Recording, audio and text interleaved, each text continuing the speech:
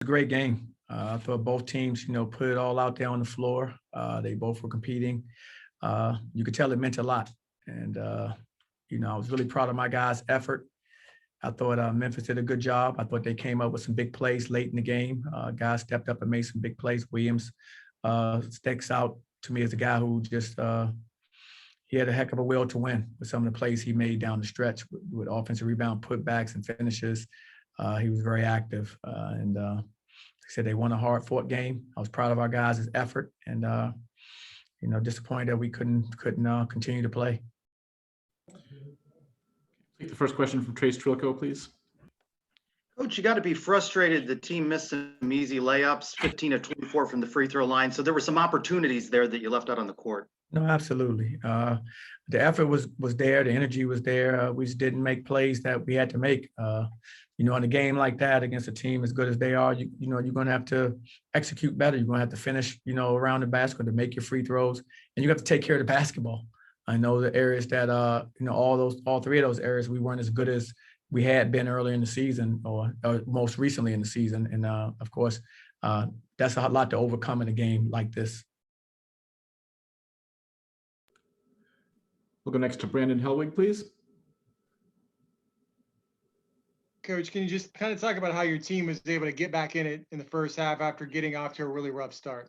Well, like I said, I was really proud of our guys because, we had played them twice at their place. And, when they, got going and they had the momentum and they got a sizable lead, the first game, we didn't really, we could never, come back. Second game, I thought we did a lot better job of making a run and getting back in that game. In this game, I thought we even did better. I thought I saw the improvement in all three games and how we played them. It just, like I said, they had a little more at the end than we had.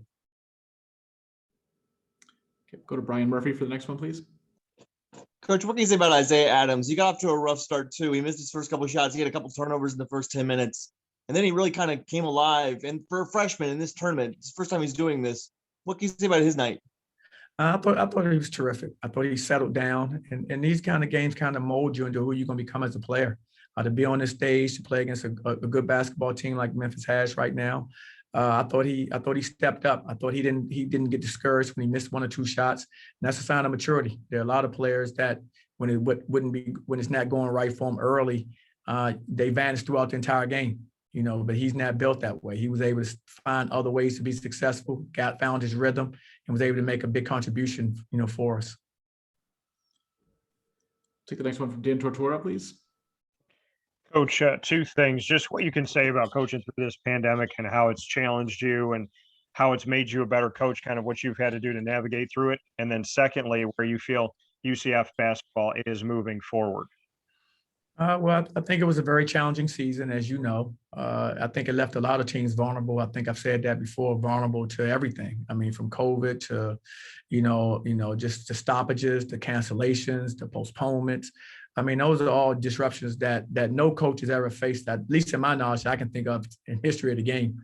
And so it's been very challenging. It's been challenging to keep your guys together through all of that, because when you have the stoppages and postponements, cancellations, you have situations where guys are, is our season almost over? Is it over? And so you got to make sure they stand engaged, stand locked in, ready to compete. So it required a lot. But the thing about it all, to answer your second question, is we grew closer together because of this experience. We realized that tomorrow's not promised. You watch the number of people who've actually passed away from this COVID-19, and you realize that. So I think you cherish your moments a little more. You cherish your friends, and you cherish now when you used to be able to get together and you connect. All those things got taken away from guys, even from a team. Like when we get together in the huddle, we should touch. Now we all, distant from each other. So there's so many things that have changed that I think we see light at the end of the tunnel now. So I think we're going to, get back to some sense of normalcy in the near future, which I think will be great. But we'll all have this knowledge that, how life can be. And so I think we want to live life a little bit differently, having, gone through what we've gone through this past year. Okay, we'll take a couple more. Jonathan Alfano, please. Coach, can you kind of talk about Darius Perry's performance and what might have been his final collegiate game? Darius, he gave us everything he had. I mean, to come in for 1 year, I'm not sure if it's 1 year because that decision still hadn't been made yet. But to come in one season and make the contribution he did for us, an all-league player, led us in scoring, led us in assists. I mean, I think he had a terrific season for him and really helped us. I mean, through some tough times as things were going tough for us during the middle part of the season. I thought he really stepped up and really made some big contributions, not just with his scoring and with assists, but with his leadership, and helped us right the ship, down the stretch. Okay, take the last one from Trace Trilco, please. Coach, considering how your team battled back, what were the emotions after the game, and what was your message at the conclusion there? It was tough. It's always tough. Whenever it's over like this and it's such an abrupt ending, in our sport, I mean, it's tough. And all the guys were taking it hard, staff taking it hard, everyone was, but that's because everyone invested, they invested everything they had into what we were doing. And so when you invest the way we did, you're going to be, it's going to be a big disappointment when it's over, and that's how it should be, to be quite frank, if you didn't come out on the winning side of it. And that's the nature of sport. But our guys, I told them I was very proud of them. I was proud of them how they battled through everything that we've gone through this year, and I'm really proud of how they were able to, sustain what we had these last, 3 or 4 weeks.